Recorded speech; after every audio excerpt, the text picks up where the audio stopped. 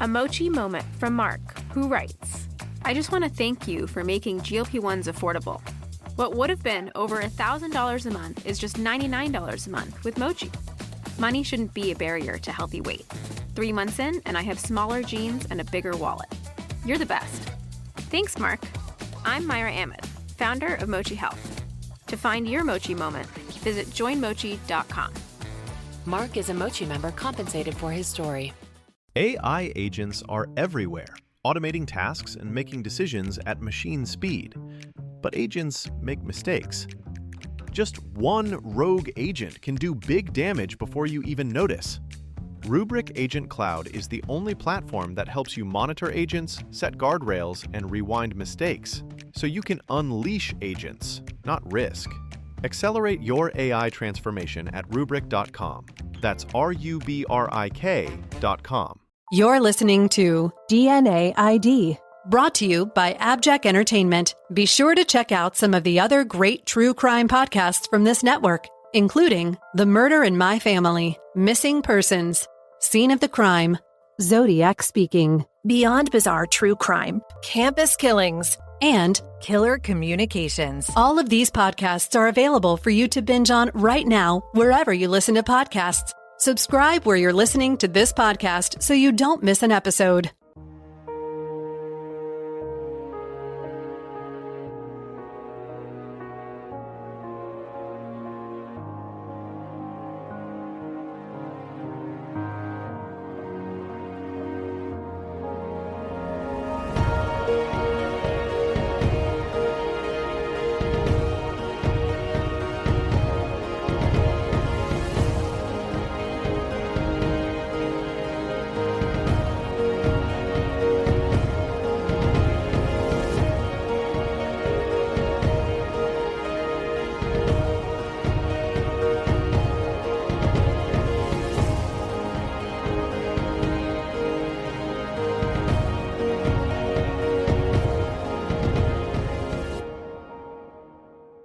Welcome to the DNA ID Annual Year in Review episode. Let's get right into some updates on cases I've covered over the past 5 years.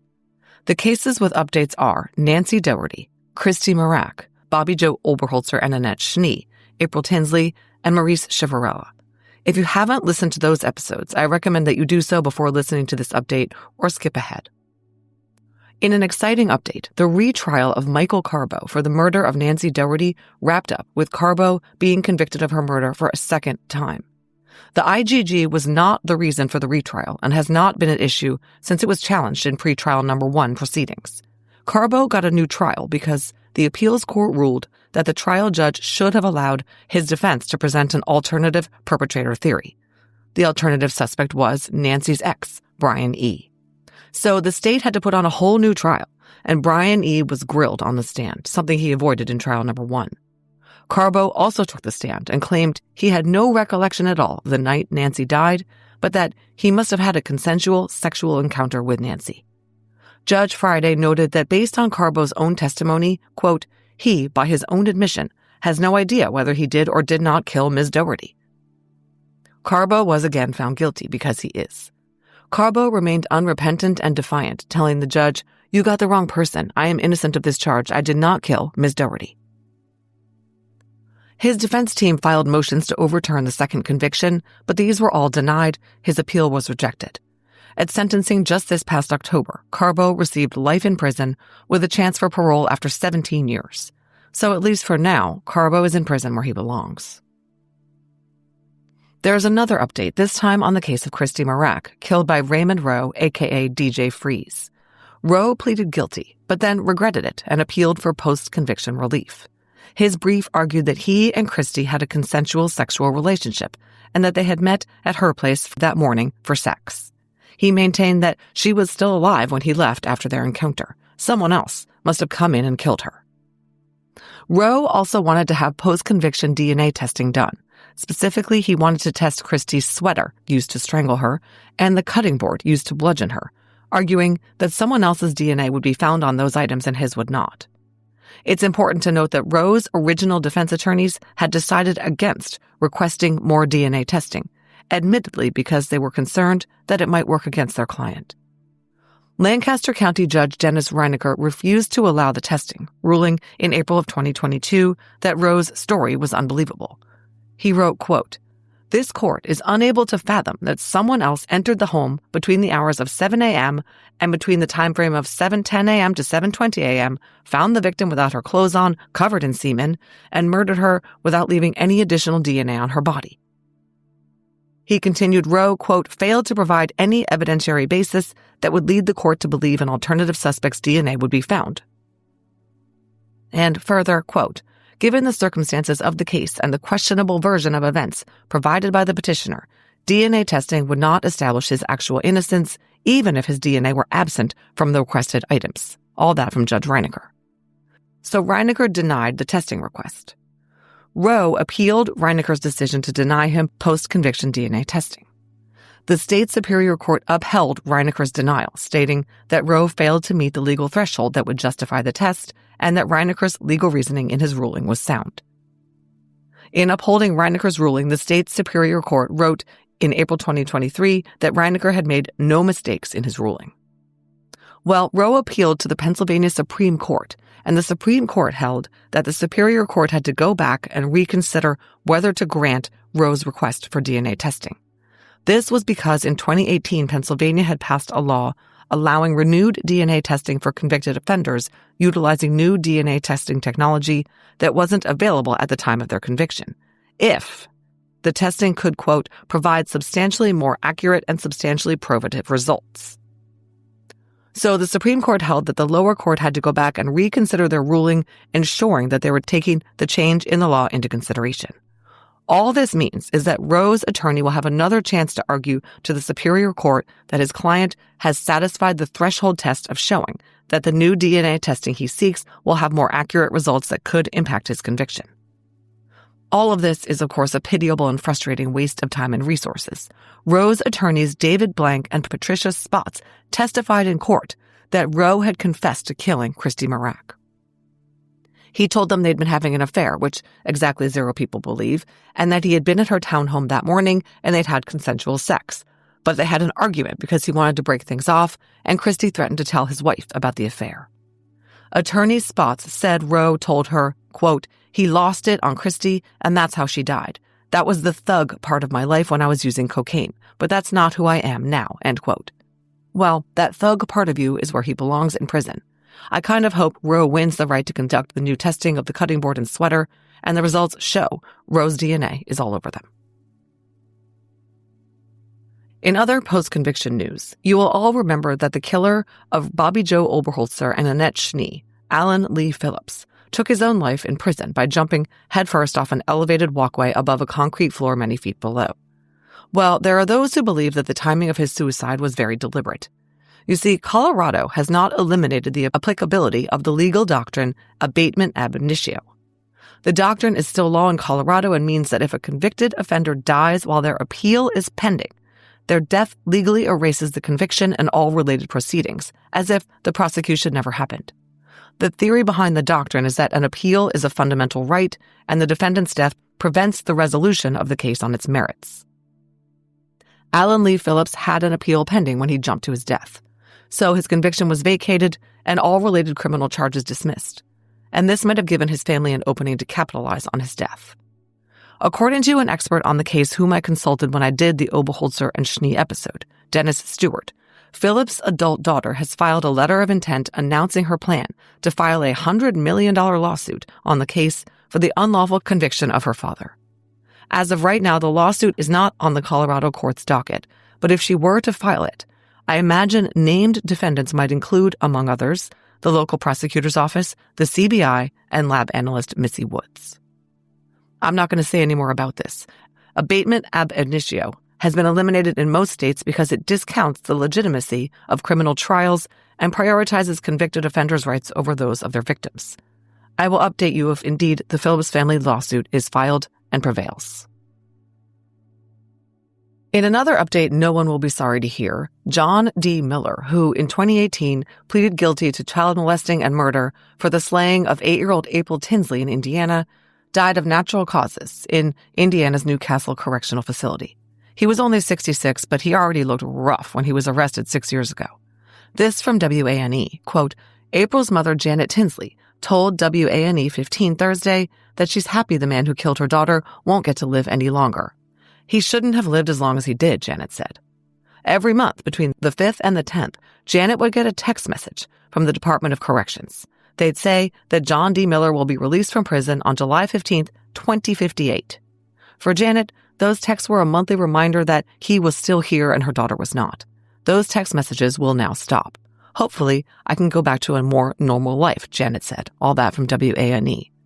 Okay, I'm definitely in favor of victims' families being kept abreast of significant events, such as prison transfers, hearings, and of course, impending releases. But texting monthly about a release scheduled for more than 30 years from now, that seems a little unnecessary.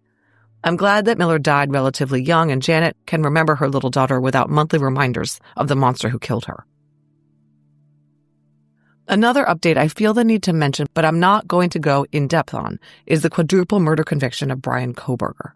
I haven't covered the Idaho 4 murders on DNA ID because, in my opinion, that case does not need any more publicity.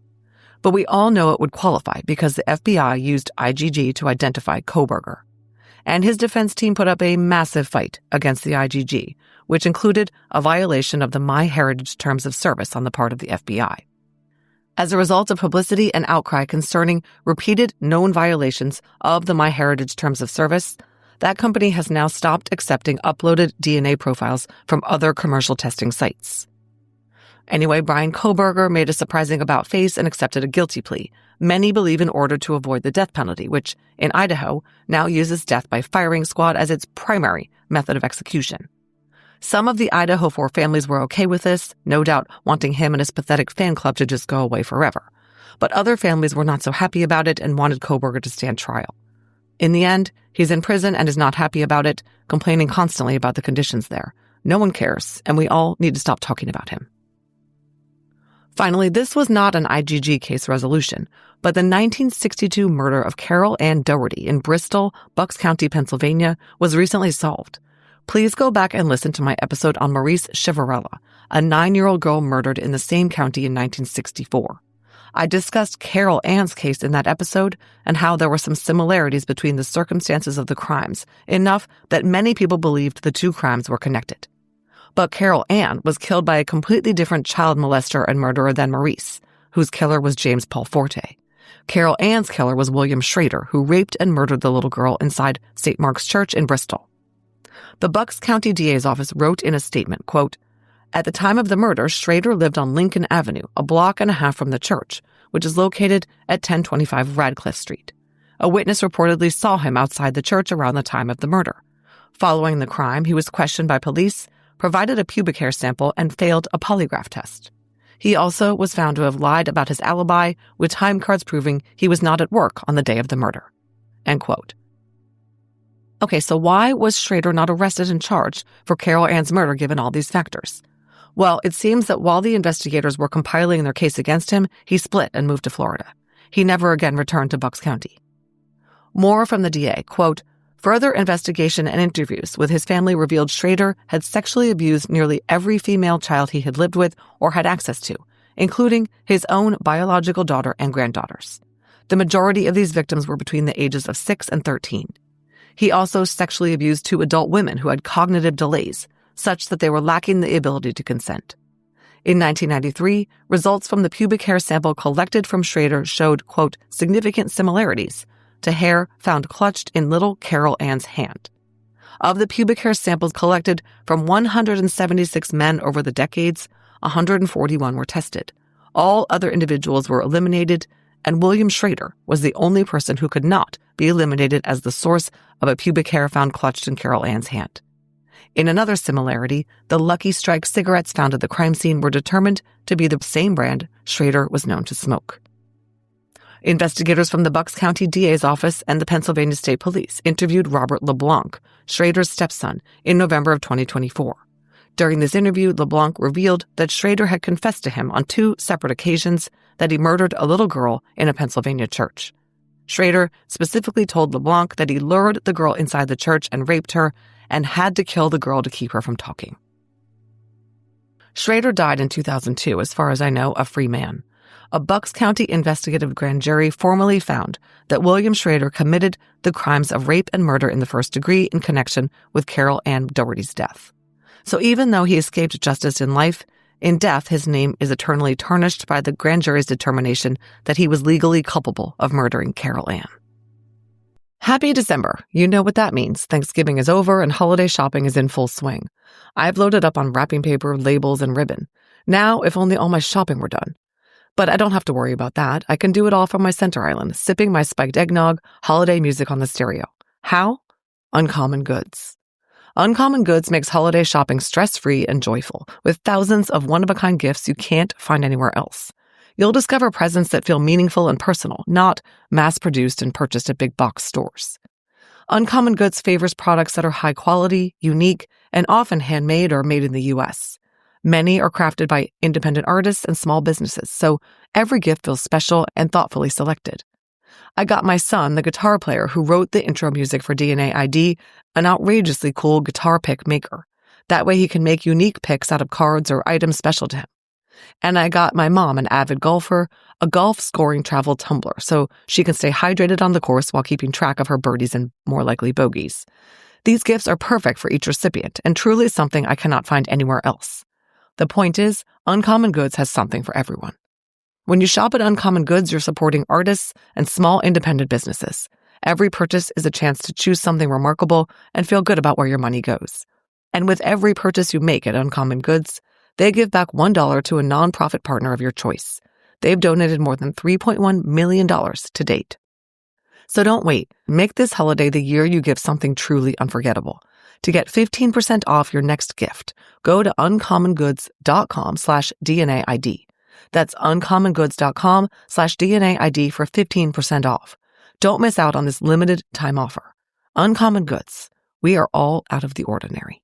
You know you've reached peak couple energy when your undies match. MeUndies Match Me has you both covered. Literally, in super soft ultra-modal undies, socks, PJs, and loungewear. Festive prints? Check. Cozy vibes? Double check. And right now, it's deal season. Get up to 50% off site-wide for Black Friday and Cyber Monday. Take your couple game to the next level with MeUndies Match Me. To get deals up to 50% off, go to MeUndies.com/comfort, promo code COMFORT. That's MeUndies.com/comfort, code COMFORT. That wraps up the homicide case updates, but we also have some very big doe news. The Long Island murder victim known as Peaches because of her tattoo was finally identified, as was Baby Doe, who in 2015 was shown by DNA to be her daughter.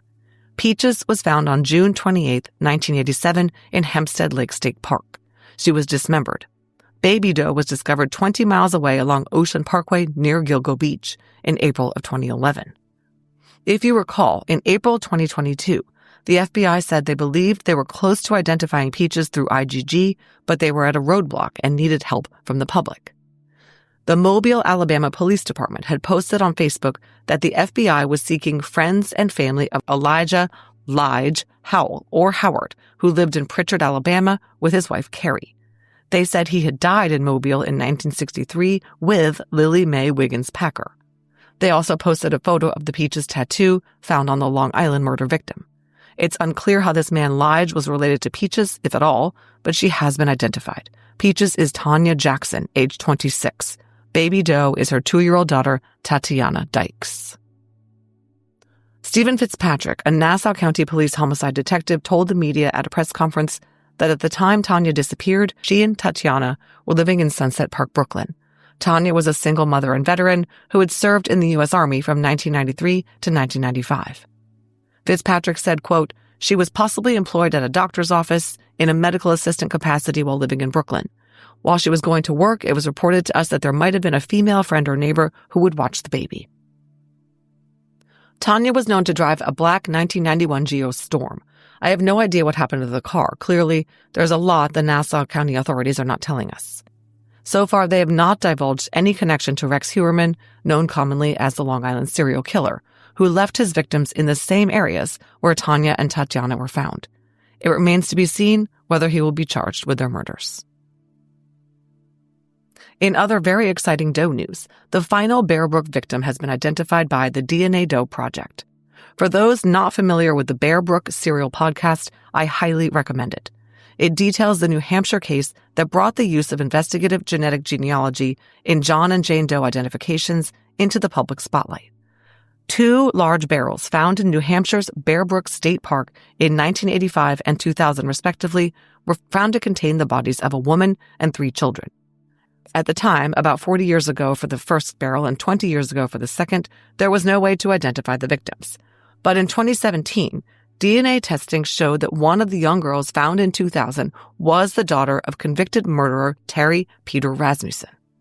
In the early 2020s, IGG was able to identify 3 of the Bear Brook barrel victims, all but the so-called middle child. Now, finally, through the construction of a family tree consisting of 25,000, yes, 25,000 members, the last child has been named by the DNA Doe Project. A woman descended from a key ancestral couple in the child Doe's family tree had disappeared in the 1970s and was living at the time in the same city as Terry Rasmussen. Identifying this possible mother, Pepper Reed, led to a California birth certificate naming Pepper and Terry as the parents. The child is Rhea Rasmussen, born in 1976. Her father, Terry Rasmussen, who died in prison, is believed to be the serial killer who murdered all the barrel victims, as well as several others. Identification of Rhea focused the attention of investigators on her mother, Pepper Reed, whom they realized has not been heard from since the late 1970s. To hear the entire Bear Brook story and the update about Rhea in full, tune in to the Bear Brook podcast by New Hampshire Public Radio.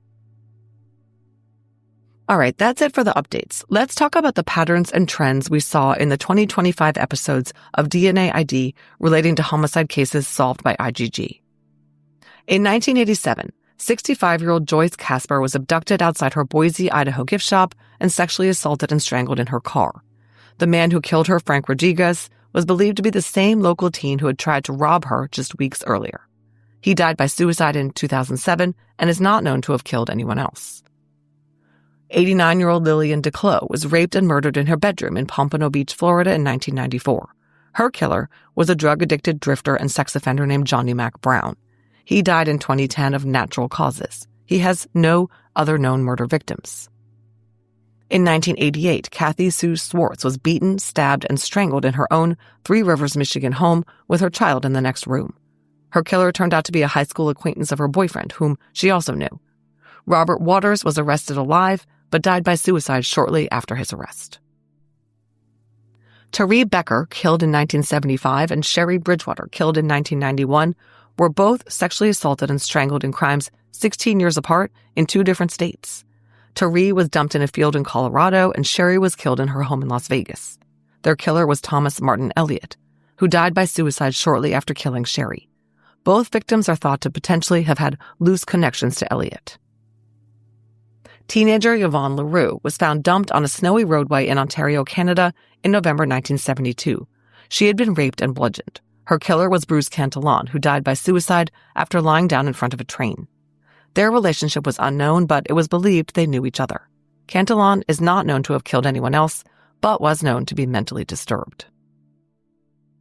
Gayla McNeil was found floating nude in a retention pond in Palm Beach County, Florida, in October 1983. She had been raped and strangled with a ligature. Her killer turned out to be someone unknown to her who likely picked her up hitchhiking. His name was James Vincent Henderson, and he died by suicide 4 years after he killed Gayla. He's not believed to have had any additional murder victims, but police admit they know very little about him. 23-year-old Laura Kempton was sexually assaulted and bludgeoned to death in her apartment in Portsmouth, New Hampshire, in September of 1981. The front door to her apartment had been broken in. Her killer, Ronnie James Lee, aged 21 at the time, was not believed to be known to her. He's a suspect in a very similar crime in the same city a year after Laura's slaying, the murder of Tammy Little. He died from acute cocaine intoxication at age 45 in 2005. Angelica Ramirez was a 9-year-old child who was abducted from a swap meet in Visalia, California in 1994. She was found raped and strangled floating in a farmland ditch.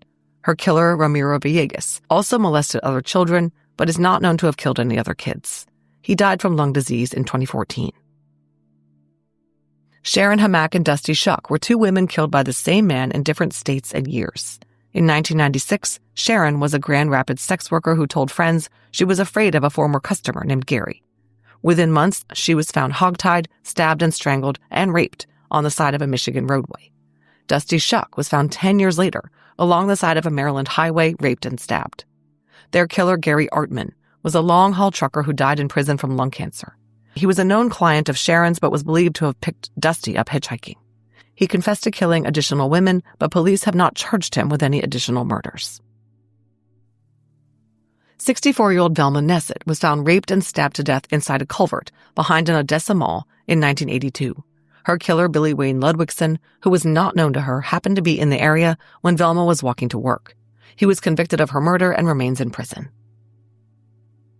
Sarah Yarborough was a 16-year-old drill team member who was found raped and strangled with a ligature on the grounds of her high school in Federal Way, Washington in 1991. Her killer, Patrick Leon Nicholas, who was not known to her and is believed to have acted out of opportunity, was arrested and convicted of her murder. He remains in prison. He sexually assaulted other victims, but is not known to have killed anyone else. Danielle Houchins was just 15 when she was raped and drowned in a public recreation area in Belgrade, Montana in 1996. Her case was botched to the point that police didn't even treat it as a homicide. Her killer, Paul Hutchinson, was identified and interviewed and denied knowing anything about Danny's case. He took his own life before police could arrest him. Danny was unknown to him. Her murder was a crime of opportunity. In 1985, Roger Dean was shot to death outside his suburban Denver home by a masked intruder demanding money. The killer also tried to extort Dean's widow. When his killer was identified, he turned out to have had a very tangential connection to Roger. Michael Jefferson pleaded guilty, was convicted of conspiracy to commit Roger's murder, and remains in prison. 16-year-old Pam Conyers was last seen at the Herondale Mall in Anne Arundel County, Maryland, in October of 1970. She was found raped and strangled in a remote area not far from her car. DNA in the car and on Pam identified her killers as two men, Forrest Clyde Williams and Donald Willard, both of whom died of natural causes. The men were unknown to Pam, and her murder is believed to have been a crime of opportunity. Mary Schlace was a young hitchhiker who was stabbed to death in 1974 by a man not known to her who gave her a ride. John Miller dumped Mary in a snowbank in rural Wisconsin. He got away with his crime for years, but finally confessed once modern investigators confronted him. He was convicted and remains in prison. Robin Lawrence was stabbed and slashed to death in her Springfield, Virginia home in 1994 as her young daughter slept nearby. Her killer, Stefan Smirk, was unknown to her and claims the crime was random. He confessed when investigators showed up to collect his DNA. He pleaded guilty, was convicted, and remains in prison. Leslie Preer was beaten and strangled in her own home in Chevy Chase, Maryland in 2001. Her killer turned out to be the high school boyfriend of her daughter Lauren. Leslie definitely knew him. Eugene Gligor will not provide a motive for the brutal crime, but he did plead guilty, was convicted, and remains in prison. The murders of Madeline Livaudet, Dolores Barajas, Gwendolyn Harris, and Antoinette Parks defy any pattern or categorization. Their murders did all involve stabbings, but took place in very disparate locations and under quite different circumstances. Their killer, Joe Michael Irvin, was a serial killer and rapist who took his own life in a jail cell in 1981. Opal Weil, age 82, was murdered in her bedroom in St. Petersburg, Florida in 1987. Her killer left virtually no evidence behind except for large amounts of long hair that belonged to a Caucasian male. IgG and DNA testing linked the hairs to Michael Lepnewski, who had lived in the same neighborhood as Opal and had very likely at least seen her and knew that she lived alone. Lepnewski's trial begins December 8th. Looking for a fantasy that will keep you up all night? From Blood and Ash isn't just a story, it's the beginning of an obsession. From Blood and Ash launches you into a world where forbidden desire collides with deadly secrets, and every choice could ignite a war. Expect heart-pounding romance, fierce battles, and a heroine who refuses to be caged. If you crave danger, passion, and twists you'll never see coming, start the journey today. Grab From Blood and Ash, available in print, ebook, and audiobook, and enter a series you'll never want to leave. Happy dance, empty bowl, tail in overdrive. That's the Ollie effect. Fresh human-grade dog food your pup will love. Ollie delivers clean nutrition in 5 delicious recipes made with real ingredients in the U.S. No fillers, no preservatives, just real food that supports your dog's health from the inside out. Start with a quick 30-second quiz at ollie.com/gopup to create a personalized meal plan based on your dog's age, weight, activity level, and health goals. New subscribers get a welcome kit with 2 weeks of meals, a free storage container, and a step-by-step guide to help with the transition. With Ollie, you'll see more energy, shinier coats, healthier weight, and yes, easier cleanup. Dogs deserve the best. Go to ollie.com/gopup and use code GOPUP to get 60% off your first box. That's OLLIE.com/gopup. It's backed by a happiness guarantee, so if it's not the right fit, you'll get your money back. The wait is over. The Knix Black Friday sale is on now at knix.com. Shop early and save up to 60% off site-wide. Plus, all kinds of limited-time daily deals from the #1 leak-proof brand in North America. Don't miss your chance to save big on innovative intimates like leak-proof underwear, wireless bras, shapewear, and more. Everything is on sale. Millions have made the switch to Knix's revolutionary period underwear, and there's never been a better time for you to try them too. During the Black Friday sale, save up to 60% on super comfy, machine washable, and stylish leak-proof undies. Plus, shop the best deals of the year on Knix's best-selling assortment of wireless bras. Don't miss this chance to stock up on your Knix favorites or try something new during the Knix Black Friday event. That's knix.com. The sale ends December 2nd and sizes will sell out. Go to knix.com. That's knix.com. The first pattern that jumped out at me when I compiled this list of victims and killers is how many of our 2025 murderers took their own lives. Some of them did so when confronted by modern law enforcement about their crime. Others took their own lives long before they were identified. The men are Frank Rodriguez, who killed Joyce Casper, Robert Waters, who killed Kathy Sue Swartz, Thomas Martin Elliott, who killed Therese Becker and Sherry Bridgewater, Bruce Cantillon, who killed Yvonne LaRue, James Vincent Henderson, who killed Gayla McNeil, Paul Hutchinson, who killed Danielle Houchins, and Joe Irvin, who killed the Denver Four, Madeline, Dolores, Gwendolyn, and Antoinette. That's 7 suicides among our total number of killers, or about 37%. I think that's the most ever. The rest of our deceased murderers passed from a range of causes, from illness in the cases of Gary Artman and Ramiro Villegas, to natural causes, aka hard living with drug abuse in the case of Johnny Mac Brown, cocaine intoxication in the case of Ronnie James Lee, and unknown/natural causes in the case of Forrest Williams and Donald Willard. Another pattern that struck me this year is the number of victims who were elderly, and by elderly, I mean in their mid-60s or older. These were Joyce Casper, Lillian DeClos, Velma Nessett, and Opal Weil. It was split 50-50 as to whether they were killed at home in their bedrooms or out and about. Speaking of out and about, I would say the majority of our victims this year were killed outdoors, dumped outdoors, or at least last known to be outdoors. These were Therese Becker, Yvonne LaRue, Gayla McNeil, Angelica Ramirez, Sharon Hamack and Dusty Shuck, Velma Nessett, Sarah Yarborough, Danielle Houchins, Pam Conyers, Mary Schlace, Dolores Barajas, Antoinette Parks, and Gwendolyn Harris.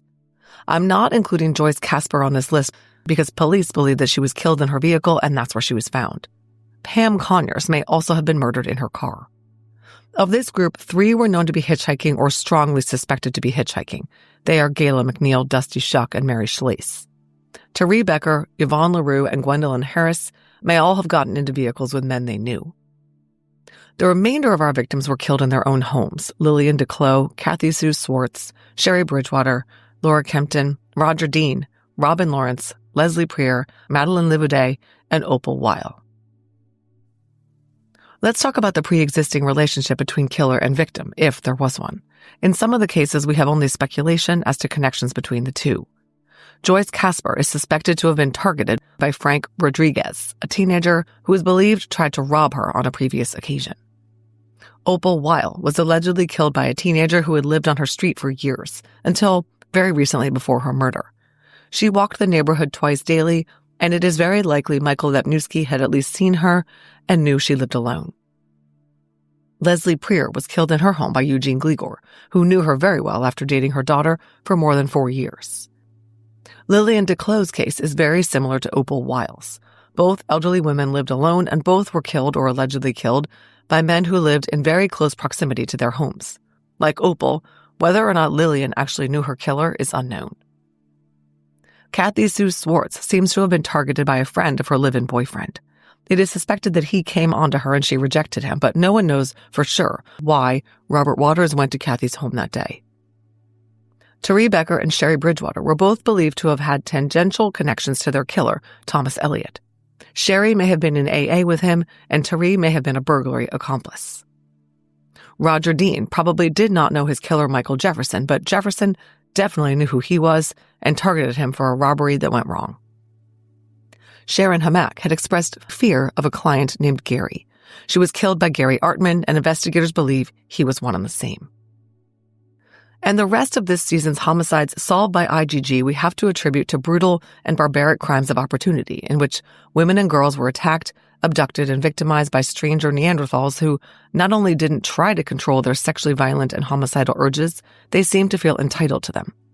These victims were Sarah Yarborough, dragged into the bushes and sexually assaulted and strangled at her high school; Pam Conyers, likely abducted in her own car and raped and strangled; Danielle Houchins, raped and drowned/suffocated while hiking in a park; Angelica Ramirez, abducted, raped, and murdered after visiting a swap meet with her family; Laura Kempton, a victim of an intruder who literally broke her door down to gain access and raped and bludgeoned her in her apartment; Robin Lawrence, whose killer, Stefan Smirk, was unknown to her, and we don't know for sure whether he had ever seen her before; Gayla McNeil, who got into the wrong car with James Vincent Henderson; Dusty Shuck, who got into the wrong big rig with Gary Artman; Mary Schlace, who got into the wrong vehicle with John Miller; Velma Nessett and Dolores Barajas, who were just walking to work at about 5 a.m.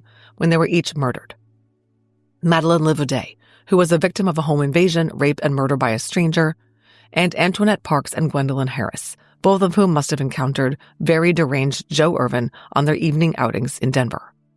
That is a staggering number of women who were randomly targeted at the whim of murderous strangers. This is probably a good time to consider this season's sole male homicide victim, Roger Dean.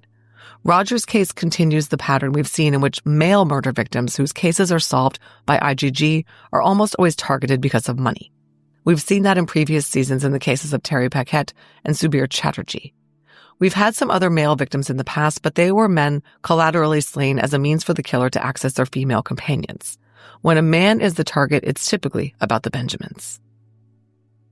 Speaking of motives, I always find myself considering the suspect in these cases, what drove him to kill, and whether, in the end, he expressed remorse, perhaps contrition, and confessed when confronted with his horrific crime.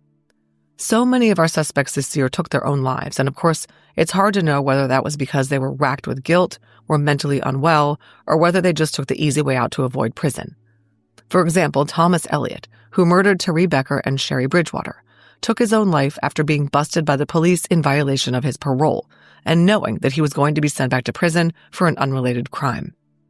I don't consider that a likely expression of remorse. Same with Paul Hutchinson, who killed Danielle Houchins. He absolutely did not confess, and when interrogated, pretended that he did not know who Danny was. He took his own life before he was arrested, I think because he couldn't face his family and the humiliation of the arrest. No remorse there. Same exact thing with Robert Waters, although he had actually been arrested for killing Kathy Sue Swartz. He took his own life in his cell and expressed zero remorse. In fact, most of the killers who were actually arrested, Michael Jefferson, Billy Wayne Ludwigson, Patrick Nicholas, and Robert Waters, maintained the charade that they were innocent. Same for Michael Lapnewski, who has not been convicted of the murder of Opal Weil and is personally putting up a very vigorous, if misguided, defense. I think back to what former FBI profiler Julia Cowley told me in our conversation that I played earlier this year. She said that these guys generally are complete narcissists who lack consciences because they are totally self-centered. Self-preservation is their goal above all else. This certainly seems to be true in terms of many of the guys we're considering here. Two killers who did confess after arrest, John Miller and Stefan Smirk, did not sound particularly remorseful. One additional killer confessed, Eugene Gligor. He shed crocodile tears and didn't express remorse until he was begging for leniency, but at least he accepted responsibility in court and apologized to Leslie Preer's family. And at least all four of these men accepted plea deals and avoided lengthy, pricey, and taxing trials. Looking for a fantasy that will keep you up all night? From Blood and Ash isn't just a story, it's the beginning of an obsession. From Blood and Ash launches you into a world where forbidden desire collides with deadly secrets, and every choice could ignite a war. Expect heart-pounding romance, fierce battles, and a heroine who refuses to be caged. If you crave danger, passion, and twists you'll never see coming, start the journey today. Grab From Blood and Ash, available in print, ebook, and audiobook, and enter a series you'll never want to leave. Happy dance, empty bowl, tail in overdrive. That's the Ollie effect. Fresh human-grade dog food your pup will love. Ollie delivers clean nutrition in 5 delicious recipes made with real ingredients in the U.S. No fillers, no preservatives, just real food that supports your dog's health from the inside out. Start with a quick 30-second quiz at ollie.com/gopup to create a personalized meal plan based on your dog's age, weight, activity level, and health goals. New subscribers get a welcome kit with 2 weeks of meals, a free storage container, and a step-by-step guide to help with the transition. With Ollie, you'll see more energy, shinier coats, healthier weight, and yes, easier cleanup. Dogs deserve the best. Go to ollie.com/gopup and use code GOPUP to get 60% off your first box. That's OLLIE.com/gopup. It's backed by a happiness guarantee, so if it's not the right fit, you'll get your money back.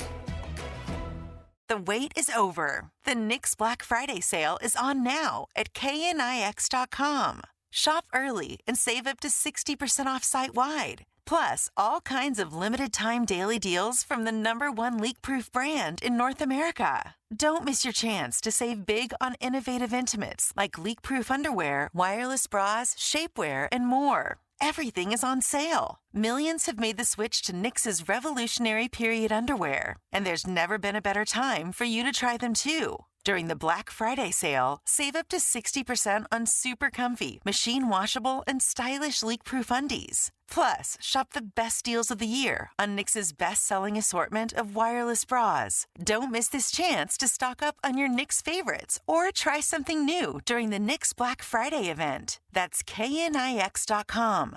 The sale ends December 2nd, and sizes will sell out. Go to Knix.com. That's KNIX.com. Finally, let's talk about one of our favorite topics, the one-and-done killers. The vast majority of the murderers exposed by IGG that we discussed this year are known to have murdered only once. Of course, there is always a possibility that additional victims will come to light, but for now, these are the men who have only one homicide victim known to us. Frank Rodriguez, Johnny Mac Brown, Robert Waters, Bruce Cantillon, James Vincent Henderson, Ramiro Villegas, Billy Wayne Ludwigson, Patrick Nicholas, John Miller, Paul Hutchinson, Forrest Williams and Donald Willard, Eugene Gligor, and Michael Lemnewski.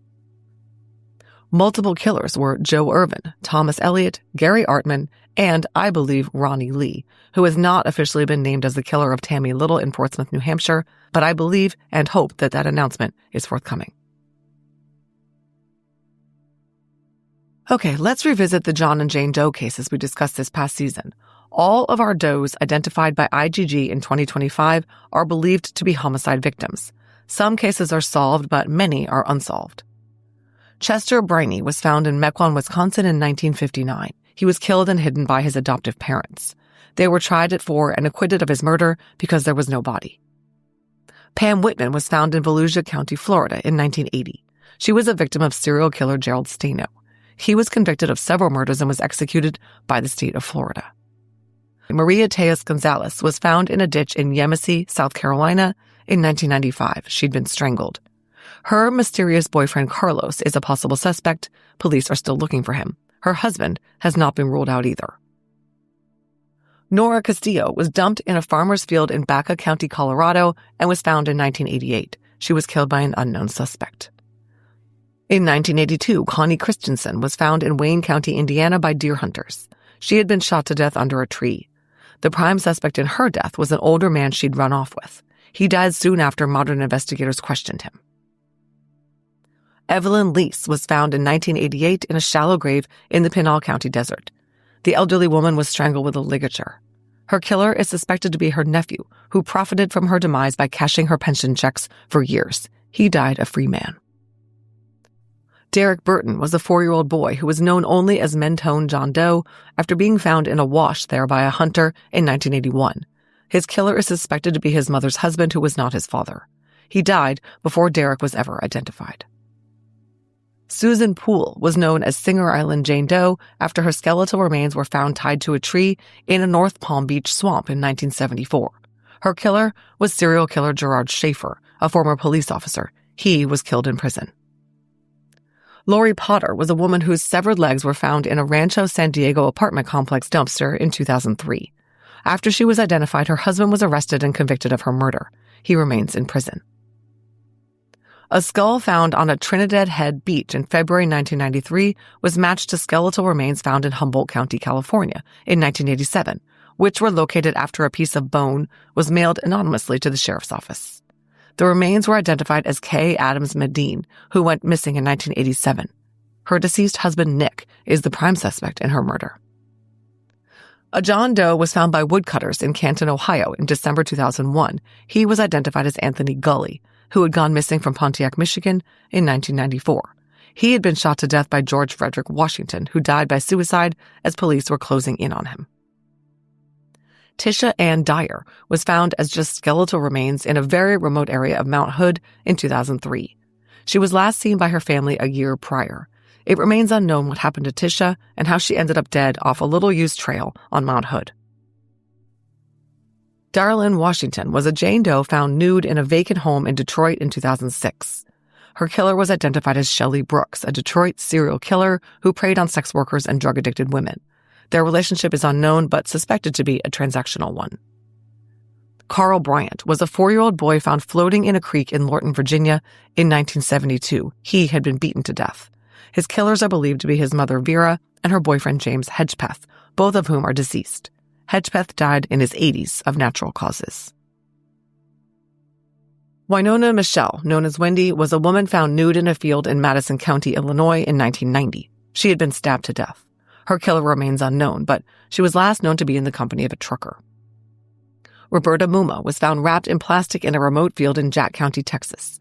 She was from Pennsylvania, but had left college there and was known to be in Colorado and Tennessee before ending up in Texas. Her murder remains unsolved. Wanda Herr was only 19 when her family last saw her. She was living in a group home in Gresham, Oregon in 1976, but a large portion of her skull was found on Mount Hood in 1986. Her murder remains unsolved. So 3 of our does this season were killed by serial killers: Darlene Washington, Pam Whitman, and Susan Poole. Those cases are, of course, incredibly tragic, but I can't believe how many of our does were suspected to be killed by family members: Chester Briney, Evelyn Lease, Lori Potter, Derek Burton, Kay Medine, Carl Bryant. All 3 child does I covered this season, Carl, Derek, and Chester, were slain by parents or parental figures. Aside from the intrafamilial murders, 2 does that we know of were killed by people they knew, although the serial killer cases may have involved prior relationships or at least meetings. These 2 are Connie Christensen and Anthony Gully. I would add Maria Tejas Gonzalez to this list, even though the case is technically unsolved, as the 2 suspects in that case are her husband and boyfriend. She could also possibly be placed in the family murder category. And finally, 5 of our doe cases in 2025 are unsolved homicides with no known suspects: Wanda Herr, Wynonna Michelle, Roberta Muma, Tisha Dyer, and Nora Castillo. In cases where there is no additional DNA to work with, it can seem very unlikely that these homicides will ever be solved. Absent DNA, cold case detectives are relegated to investigating the relationships in the victim's life. Identifying these does was, of course, the necessary prerequisite to facilitating these inquiries. Let's hope I'm able to include some of them in my update episode next year after they're solved. That's it for the 2025 season of DNA ID. I'll be back in January with all new episodes for 2026. In the meantime, we'll be running some replays of past episodes now that we have a back catalog extending back 5 years. On another note, I'm very much hoping to be invited back to CrimeCon 2026, which will take place in Las Vegas in late May. As soon as I can get my voucher code, likely to be DNA ID, I'll let you know. Please use it for 10% off your standard badge. That's a significant savings, and it also helps the show by getting us invited back. Also, please consider supporting the show by becoming a patron. For a nominal monthly amount, you get episodes early and ad-free, And I often post crime scene and other photos exclusively for patrons. Finally, DNA ID merch is available for purchase at www.customizedgirl.com/s/DNA ID podcast. We have hats, hoodies, tees, mugs, and so on. Get your merch and wear it with pride.